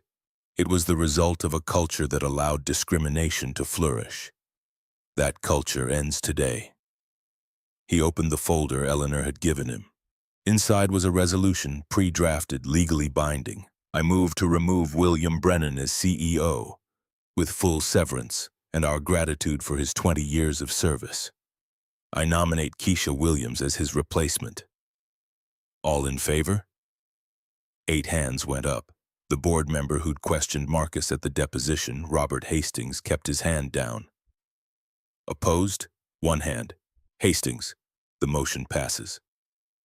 Marcus looked at Hastings. Also, Mr. Hastings, your term on this board ends today. Thank you for your service. Hastings stood, his face red. You can't unilaterally remove board members. Eleanor slid a document across the table. Actually, under the trust bylaws, the majority shareholder can remove any board member for cause. Your comments during Dr. Whitmore's assault suggesting his clothing justified his treatment constitute cause. Security will see you out. Marcus watched him go, feeling no satisfaction, only the mechanical completion of a necessary task. The meeting continued for another hour. Marcus outlined his vision. Mandatory bias training, body cameras on all customer-facing staff, transparent complaint portal, independent oversight board, zero-tolerance policy. Victim compensation fund. The board took notes, asked questions, and by noon, they had voted to approve every proposal. As they filed out, Keisha Williams approached Marcus. She was 52, with natural hair cut short, wearing a burgundy suit that looked both professional and unapologetically herself. "Dr. Whitmore, thank you for this opportunity. I won't let you down. I know you won't. And please call me Marcus." "Marcus," she smiled. "First order of business, I'm testifying before Congress next month. House Transportation Committee hearing on discrimination in aviation. They want to hear from Horizon. I'm bringing the data, all 53 cases. Good. Make them listen." He flew back to New York that night, arriving home at 11 p.m. Zoe was asleep on the couch, her laptop open, chemistry homework abandoned. He covered her with a blanket and sat in the armchair across from her, watching her breathe, thinking about the world she would inherit and whether he'd done enough to make it better. His phone buzzed. A text from Catherine Reeves. "Trial date set, March 15th, federal court, all defendants. See you there." Marcus closed his eyes and let the exhaustion finally take him under. The United States District Court for the Southern District of New York occupied a limestone fortress on Pearl Street, built in the era when courthouses were designed to inspire fear of God and government in equal measure. Marcus arrived at 8:15 a.m. on March 15th, wearing a charcoal suit and a blue tie his daughter had picked out because she said it made him look like someone who couldn't possibly be a threat. The irony wasn't lost on him. Catherine Reeves met him at the security checkpoint, carrying a litigation bag that looked heavy enough to constitute a workout. "Trial starts at 9. Judge Thompson doesn't tolerate lateness, grandstanding, or bullshit. She's going to like you." "How do you know?" "Because you're going to tell the truth, and she's spent 30 years watching people lie." They took the elevator to the 15th floor. The courtroom was already filling with spectators, journalists, and courthouse regulars who attended trials the way some people attended theater. Marcus sat at the plaintiff's table, Catherine to his right, a junior associate to his left who looked young enough to still have student loan anxiety dreams. The defendants entered through a side door. Patricia Caldwell first, wearing a navy dress that looked borrowed, her hair pulled back in a style meant to convey humility.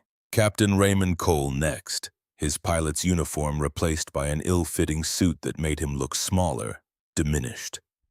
Officer Brett Sullivan in civilian clothes, his jaw set in the kind of defiance that suggested he still didn't think he'd done anything wrong. Diane Harrington, the VIP passenger who'd laughed while Marcus bled, wearing pearls and an expression that oscillated between entitled and terrified. And finally, Frank Morrison, the regional manager whose memo had codified discrimination into company policy, looking like a man who'd already accepted his fate.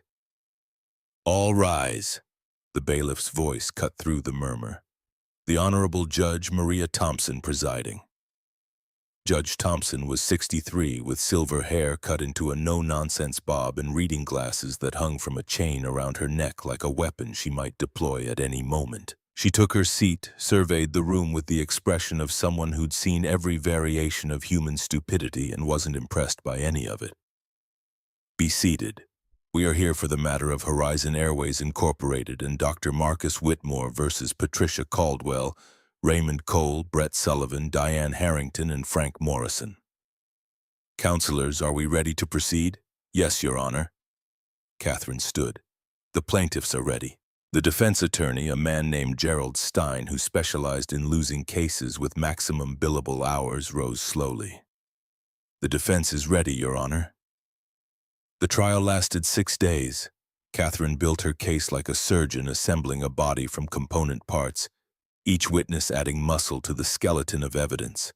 She called Jenny Torres first, the young flight attendant who'd stood at the jetway door watching Patricia profile Marcus before he'd even reached the podium. "Ms. Torres, you were working gate B12 on September 24th. What did Ms. Caldwell say when she first saw Dr. Whitmore?" Jenny's voice was steady, rehearsed, but genuine.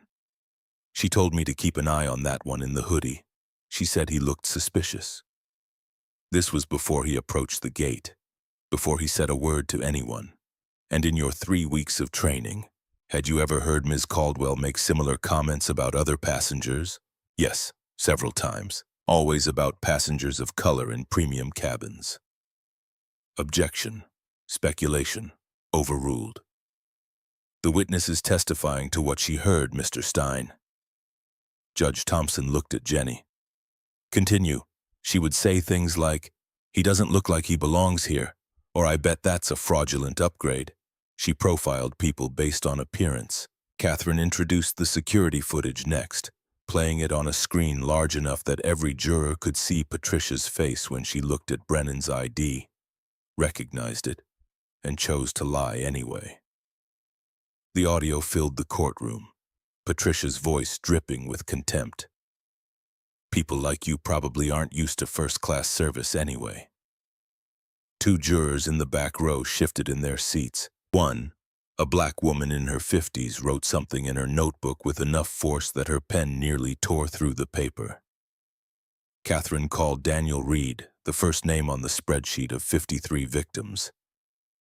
He was 35, a consultant for McKinsey wearing a suit that cost more than Patricia's monthly rent used to be.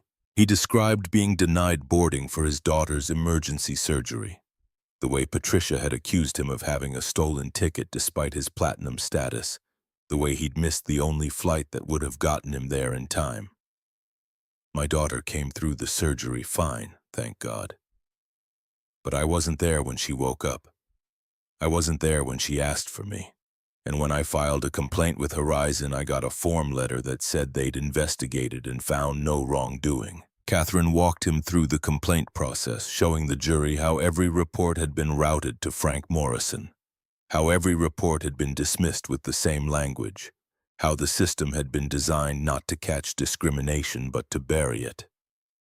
She called Maria Gonzalez, the Latina physician who'd been forced to prove her credentials at 30,000 feet because Patricia couldn't believe a woman with her last name could afford first class. She called Jamal Wright, the veteran whose PTSD had been triggered when security removed him from a seat he'd paid for, his prosthetic leg treated as evidence of fraud rather than service.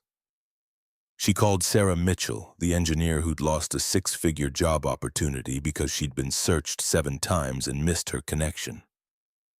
Each testimony was a brick in a wall that grew higher with every witness. By day 3, the defense attorney had stopped objecting. There was nothing to object to. The pattern was undeniable. On day 4, Marcus took the stand. Catherine walked him through his credentials first, establishing him as someone whose professional credibility was beyond question. Board-certified neurosurgeon, chief of surgery nominee at Mount Sinai, published researcher, consultant to the WHO, a man whose day job involved saving lives that other doctors had given up on. "Dr. Whitmore, when you approached Gate B12 on September 24th, what were you wearing? A hoodie and sweatpants. I'd been working for 38 hours. I wanted to be comfortable." "And what happened when you presented your boarding pass to Ms. Caldwell?" She looked at me like I'd handed her a piece of garbage. She didn't scan it. She demanded my ID for a random check that wasn't random. She made me stand aside while she boarded everyone else. She told me I was making her feel unsafe when I was standing completely still with my hands visible. "What went through your mind during that interaction?" Marcus paused, choosing his words carefully. "I thought about my father. He taught me that when people see you as a threat, your only option is to be so calm, so polite, so non-threatening that they have no excuse to escalate. I thought about my daughter, who was waiting for me to come home, and I thought about every other time I'd been in this situation. Every store I'd been followed in. Every traffic stop where I had to narrate my movements so the officer wouldn't perceive reaching for my license as reaching for a weapon. I thought, here we go again." The courtroom was silent. One of the jurors, a white man in his 60s, took off his glasses and wiped his eyes. Catherine played the video of the arrest. The courtroom watched Marcus being tackled, handcuffed, his head slammed into the bulkhead, blood running down his face while 150 people filmed and no one intervened. They watched Diane Harrington laughing, filming on her phone, her voice audible over the chaos. "Oh my God, world star, Dr. Whitmore, can you describe what you were feeling during this assault?" "Pain. Obvious answer, but it needs to be said. The handcuffs were too tight. They cut circulation. My shoulder dislocated when the officer yanked my arms back. I tasted blood, but more than the physical pain, I felt humiliation. I felt like every accomplishment in my life, every degree, every life I'd saved, meant nothing because in that moment I was just a black man in a hoodie who didn't know his place. The defense attorney cross-examined him, trying to find cracks in the armor. Isn't it true, Dr. Whitmore, that you could have avoided this entire situation by simply complying with Ms. Caldwell's initial request to step aside? I did comply. I stepped aside. I waited. I asked politely for clarification. At no point did I raise my voice or make a threatening gesture. But you admit you were frustrated. I was frustrated that I was being profiled. Yes. Is frustration a crime? The attorney moved on, trying a different angle. You're a wealthy man, Dr. Whitmore. You own a significant stake in Horizon Airways. Some might say this lawsuit is less about justice and more about revenge. Marcus leaned forward, his voice steady but hard as granite. I didn't know I owned this airline when Patricia Caldwell profiled me. I didn't know when she called the police and lied about weapons. I didn't know when I was bleeding on the floor of a jetway. I found out later when my sister told me our family trust had acquired the shares. And if you think wealth insulates you from racism, counselor, you haven't been paying attention. The gallery erupted in whispers. Judge Thompson gavelled them down. On day 5, the defense put Patricia on the stand. It was a mistake, and everyone in the courtroom knew it. But Gerald Stein had no choice. His client had already perjured herself in the deposition. The only hope was that she could convince a jury she'd been genuinely scared, genuinely mistaken, genuinely human. She wasn't convincing. Ms. Caldwell, you've heard the testimony this week. Do you still maintain that Dr. Whitmore was aggressive toward you? Patricia's voice was small, rehearsed. I felt threatened. Maybe I misread the situation, but my training says trust your instincts. Your training or Mr. Morrison's memo about enhanced verification for passengers who don't match expected demographics. I don't recall that specific memo. Catherine stood, holding a printout. Your Honor, I'd like to enter Defense Exhibit 7. An email from Ms. Caldwell to Mr. Morrison dated March 15, 2023, replying to the Enhanced Passenger Verification Protocol memo. Her response, and I quote, "Excellent guidance, will implement immediately." Patricia's face went white. I meant implement customer service protocols generally. You implemented racial profiling.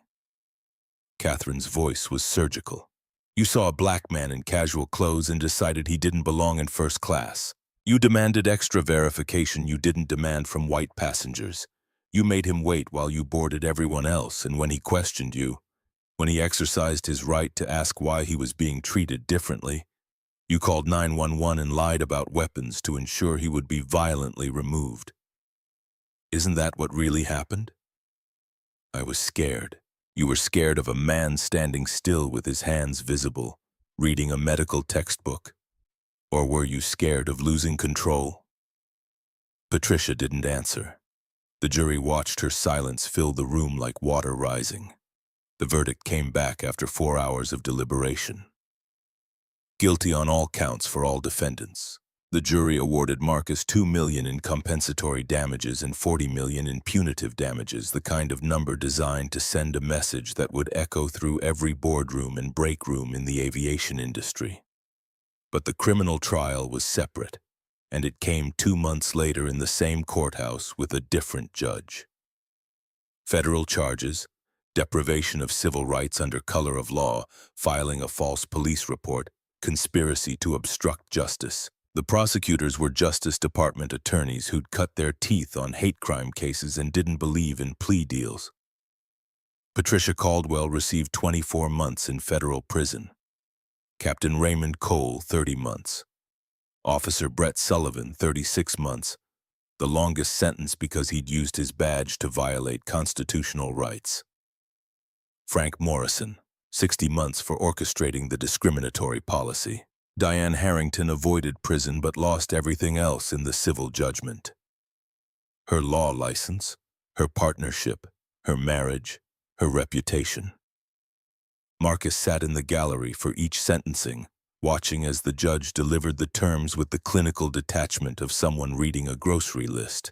When Patricia was led away in handcuffs, she looked back at him one time, her eyes searching for something, maybe forgiveness, maybe understanding.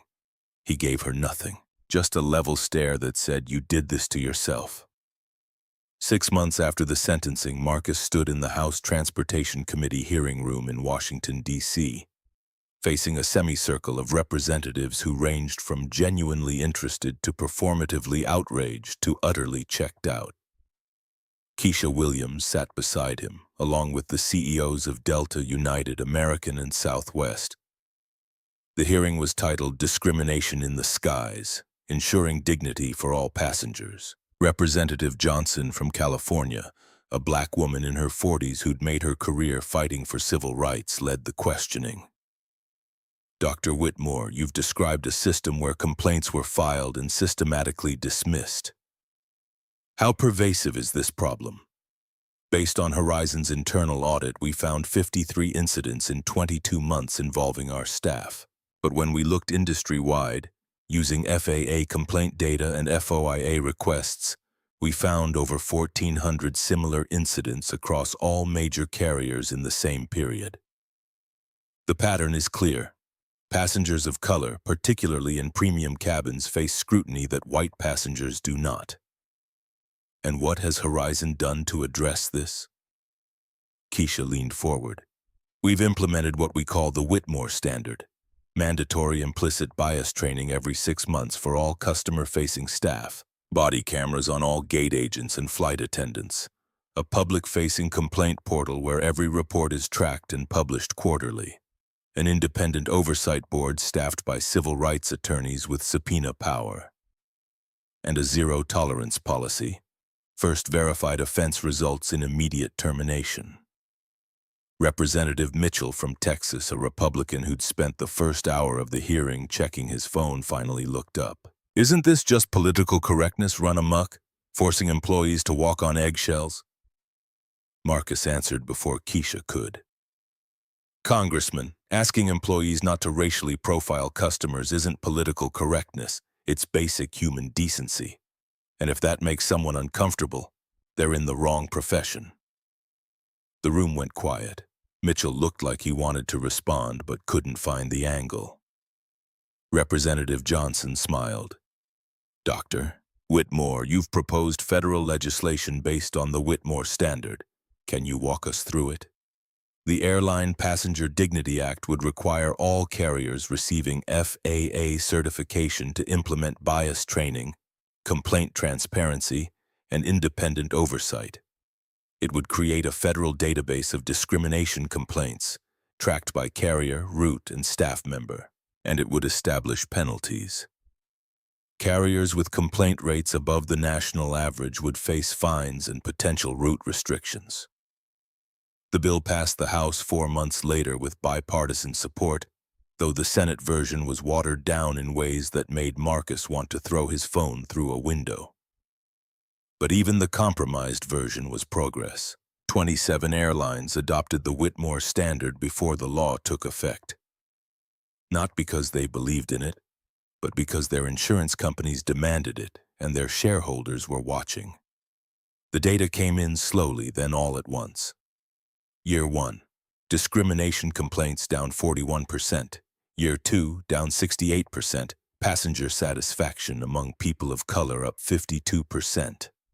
The numbers told a story that no amount of corporate PR could fake. Marcus stood in his office at Mount Sinai, now officially titled Chief of Surgery, looking out at the Manhattan skyline.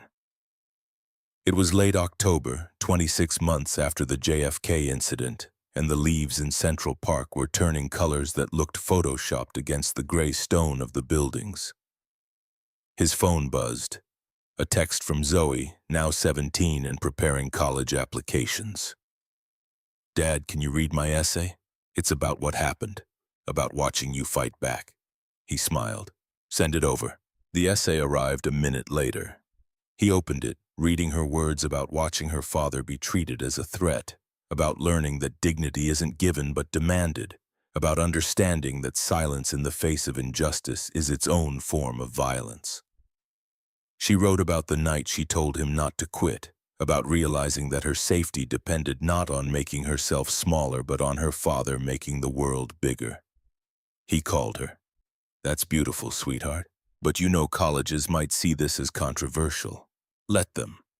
If they don't want students who believe in fighting injustice, I don't want to go there. When did you get so wise? I learned from watching you." He hung up and stared at the skyline, thinking about the 53 people whose names he now knew by heart. Daniel Reed, who'd missed his daughter's surgery. Maria Gonzalez, who'd been humiliated despite her credentials. Jamal Wright, whose PTSD had been triggered. Sarah Mitchell, who'd lost her dream job. And 49 others whose stories had been buried until Marcus's blood on a jetway floor had forced the world to pay attention. His assistant knocked on the door. "Dr. Whitmore, your flight to London boards in 3 hours, cars downstairs whenever you're ready." Marcus grabbed his bag, the same leather duffel he'd carried that night, now with a scuff on the bottom that no amount of polish could hide. He took the elevator down, walked through the hospital lobby where residents and nurses nodded respectfully, and climbed into the town car that would take him to JFK. Terminal 4 looked the same.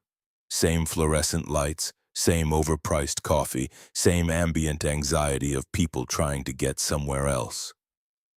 He walked to Gate B12, the site of his public humiliation and private victory, and found it transformed. A plaque on the wall read, "In recognition of Dr. Marcus Whitmore and the 53 passengers whose courage changed an industry. May this gate serve as a reminder that every person deserves dignity." Jenny Torres stood behind the podium, now wearing a supervisor's pin on her lapel. She saw him and smiled. "Dr. Whitmore, welcome back. Seat 1A is ready for you." "Thank you, Jenny. How's the new role treating you?" "It's incredible. Stressful, but incredible. The training program you funded, it's really making a difference. People actually care now." Marcus glanced around the gate area. He saw a young black man, maybe 19, wearing an MIT hoodie, standing nervously in the Zone 4 line. The kid kept checking his phone, his boarding pass, his ID, the way people do when they're expecting something to go wrong. Marcus walked over. "Excuse me, first time flying?" The kid looked up, startled. "Yes, sir. Going to MIT Engineering Scholarship interview. What's your name?" "Darius Walker." "Well, Darius, let me give you some advice. You belong wherever you decide to be. Don't let anyone make you feel different." "Thank you, sir. That means a lot." Marcus reached into his pocket and pulled out his boarding pass for seat 1A. He handed it to Darius. "Take my seat." Darius stared at the boarding pass like it might evaporate. "Sir, I can't. This is first class. I'm in economy." "Your scholarship essay already paid for it. I'm on the MIT board. I read your work on renewable energy infrastructure. You deserve first class. I don't know what to say. Say you'll use that brain of yours to make the world better." Darius's eyes filled with tears. He clutched the boarding pass like a lifeline. "I will. I promise." Marcus took Darius's economy ticket, seat 34B, middle row, and walked to the gate. Jenny scanned his new boarding pass with a confused expression. "Dr. Whitmore, this isn't your seat. Let me upgrade you." "I'm good here, Jenny. This view reminds me where I came from." He boarded the plane, found his middle seat between a businessman working on a laptop and a grandmother knitting something that might become a scarf. The flight attendant, a young woman with kind eyes, stopped at his row. "Dr. Whitmore, I recognize you.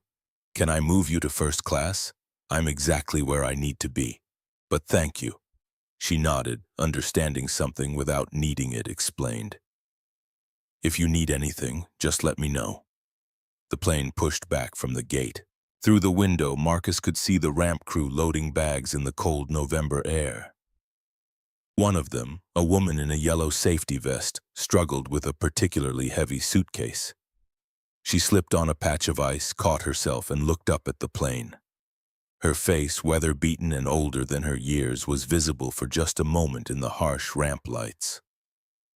Patricia Caldwell, 54 years old, 18 months out of federal prison, working minimum wage in the freezing cold, loading bags onto planes she'd never fly in again. She looked up at the first-class windows, perhaps wondering who occupied the seats she'd once guarded like a kingdom, perhaps not thinking about it at all. Marcus watched her lift another bag onto the conveyor belt, her breath visible in the cold air, her movements mechanical. He felt no triumph, no satisfaction, just the quiet knowledge that consequences, when they finally arrive, are often colder than the wind on a November tarmac. The plane accelerated down the runway, the city lights blurring into streams of gold and white. Marcus closed his eyes as the wheels left the ground, feeling the familiar lurch of gravity surrendering to physics. When he opened them again, they were above the clouds, the world below reduced to abstractions of light and shadow. The businessman next to him looked over. Long day, long couple of years. The man nodded, returning to his spreadsheet. Marcus pulled out his phone, opened his notes app, and started typing. Talking points for the London Conference on Healthcare Equity. He'd been invited to speak about systemic discrimination in medical settings, about how the patterns he'd exposed in aviation existed everywhere, woven into the fabric of institutions that claimed to serve everyone but defaulted to serving some. His phone buzzed, a text from Eleanor. Board meeting next month.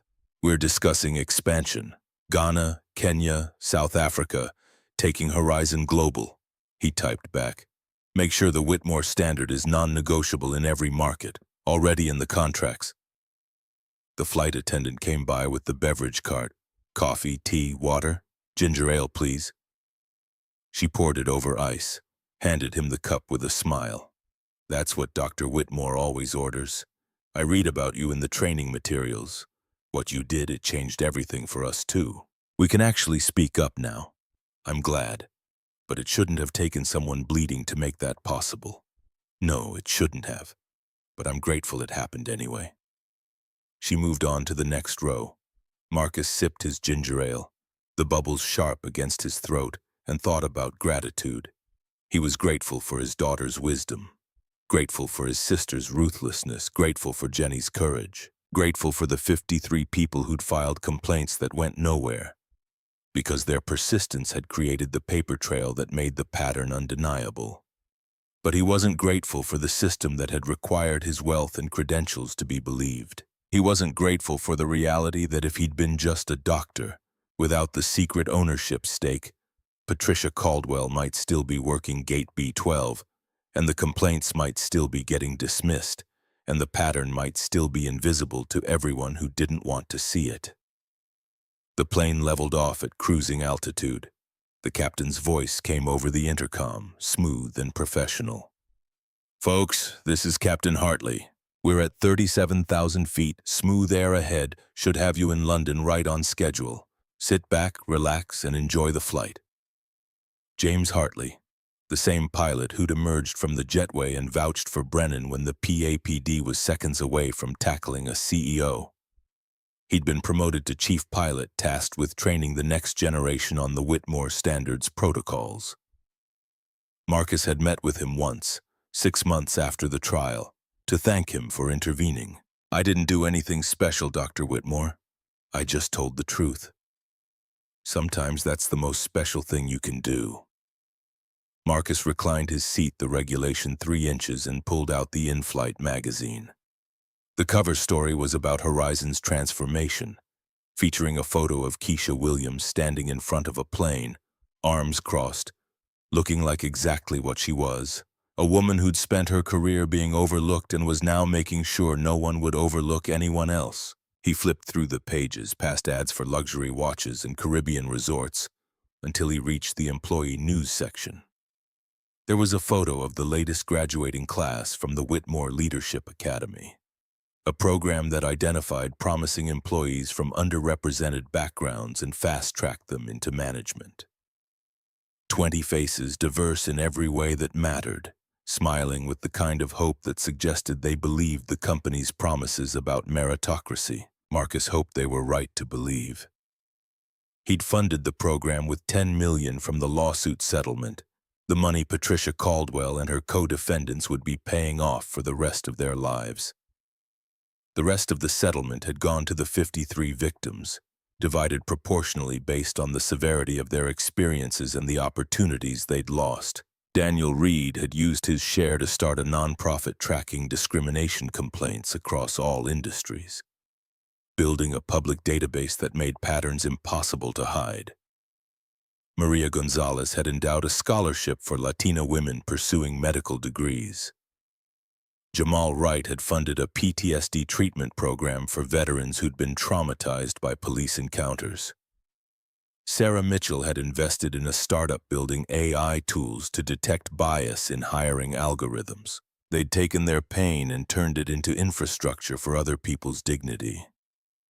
Marcus thought about that a lot, about how trauma could be either a weight that crushed you or a foundation you built on.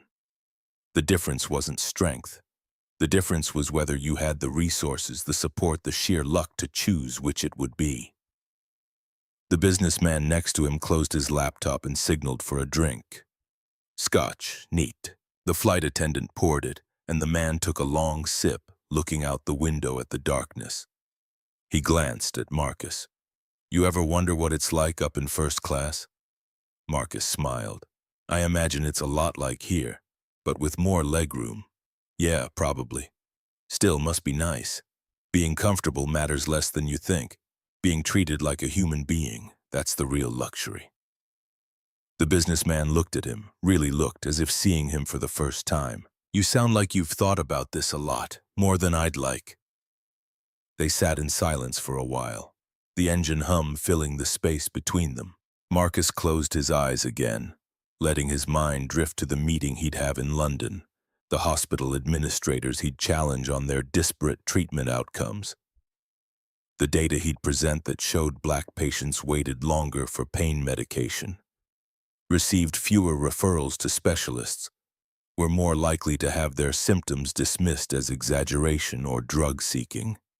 The patterns were everywhere once you learned to see them, and once you saw them, you couldn't unsee them. That was the curse and the gift, the burden and the responsibility. The flight was 7 hours. Somewhere over Greenland, Marcus fell asleep and dreamed of his father, who'd been dead for 8 years but showed up sometimes in moments like this.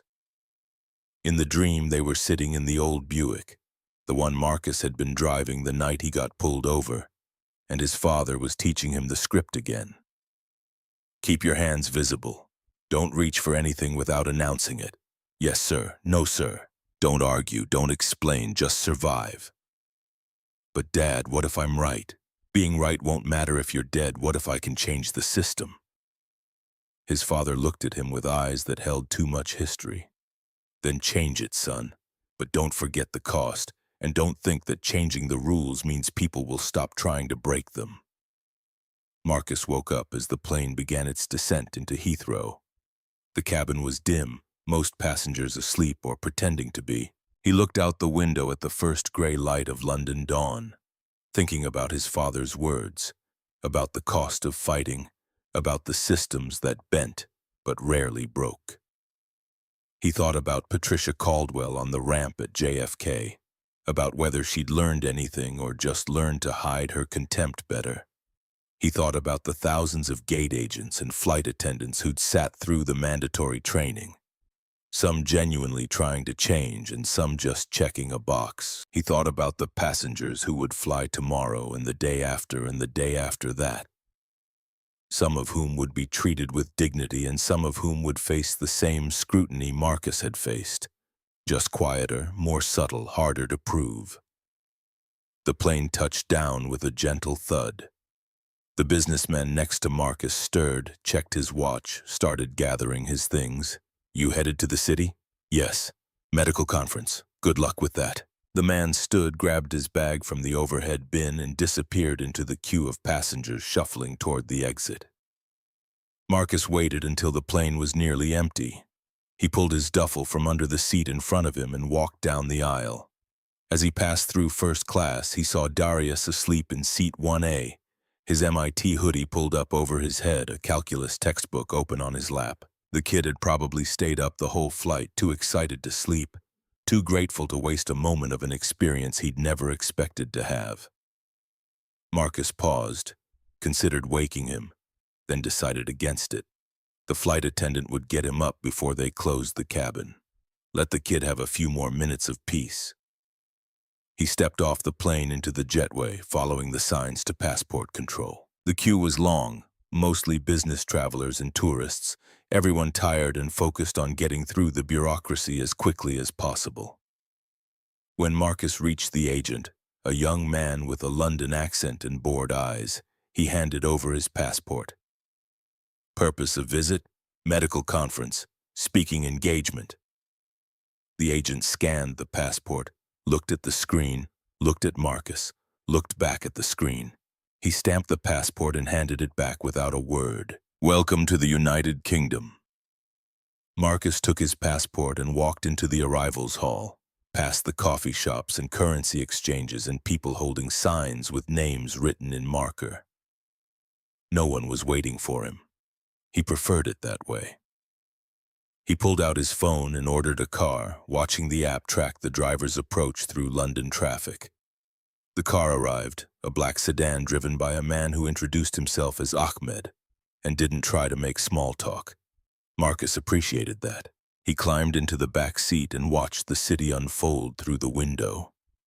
The architecture shifting from modern glass to Victorian brick as they drove from the airport towards central London. His phone buzzed. A text from Catherine Reeves. Appeals court denied Patricia's motion. She's out of options. It's over, Marcus typed back. Thank you for everything. She responded immediately. You changed an industry, Marcus. That's worth more than any settlement. He put the phone away and looked out at the Thames, the gray water reflecting gray sky, the whole city rendered in shades of monochrome. Over. Catherine had said it was over, but Marcus knew better. The trial was over. The appeals were over, the headlines were fading, but the fight wasn't over. It would never be over, because systems were built by people, maintained by people, and people, for all their capacity for growth and change, had an even greater capacity for returning to patterns that felt comfortable, that protected their power, that allowed them to see some humans as more human than others. The car pulled up to the hotel, a Georgian building in Bloomsbury that catered to academics and medical professionals. Marcus checked in, rode the elevator to the 4th floor and found his room overlooking a quiet square with a garden in the center. He unpacked his suit for tomorrow's presentation, hung it in the closet to let the wrinkles fall out, and sat on the edge of the bed. His phone rang. Zoe. Dad, did you land safe? Just got to the hotel. How's school? Exhausting, but good. I got into the robotics competition finals. That's incredible, sweetheart. I'm so proud of you. Thanks. Hey, I wanted to ask you something. Go ahead. Do you ever regret it? Fighting back the way you did? Marcus was quiet for a long moment, watching the light change in the garden below as clouds moved across the sky. No, I don't regret it, but I'm not naive enough to think it fixed everything. We changed some policies, we held some people accountable. We made it a little bit harder for the next Patricia Caldwell to get away with what she got away with. But there will be a next one, and the person she profiles might not have the resources I had, might not survive to tell their story, so what's the point? The point is that we don't get to choose whether the fight is fair or whether we win it completely. We only get to choose whether we fight. And if we don't, we're complicit in our own erasure. Zoe was quiet, processing. That's going in my essay. Just cite your sources. She laughed. Love you, Dad. Love you too. He hung up and lay back on the bed, staring at the ceiling, thinking about the speech he'd give tomorrow. He'd written it 3 times, each version sharper than the last, each version more willing to name the specific ways that medicine failed patients who didn't look like the doctors treating them. He'd cite the studies, he'd show the data, he'd tell his own story not as a victim but as evidence of a pattern that extended far beyond one airport gate. And some people in the audience would listen, and some would get defensive, and some would nod along and then do nothing. And a few, maybe just a handful, would go back to their hospitals and look at their own data and start asking uncomfortable questions. That's how systems changed. Not in dramatic moments of revolution, but in the slow accumulation of people who decided they couldn't keep pretending not to see what was right in front of them. Marcus closed his eyes, letting the exhaustion finally catch up to him. He dreamed of airports and jetways and boarding passes. He dreamed of his daughter at 17, at 27, at 47, living in a world he'd helped make slightly better but still far from just. He dreamed of Darius Walker, graduating from MYMYT, building infrastructure for renewable energy, telling his own kids about the strange doctor who'd given him a first-class seat and told him he belonged. He dreamed of Patricia Caldwell, 54 years old, on a frozen tarmac, and wondered if she'd ever understood that the system she'd served so loyally had never cared about her either, had used her just as thoroughly as she'd used her power, and had discarded her the moment she became a liability.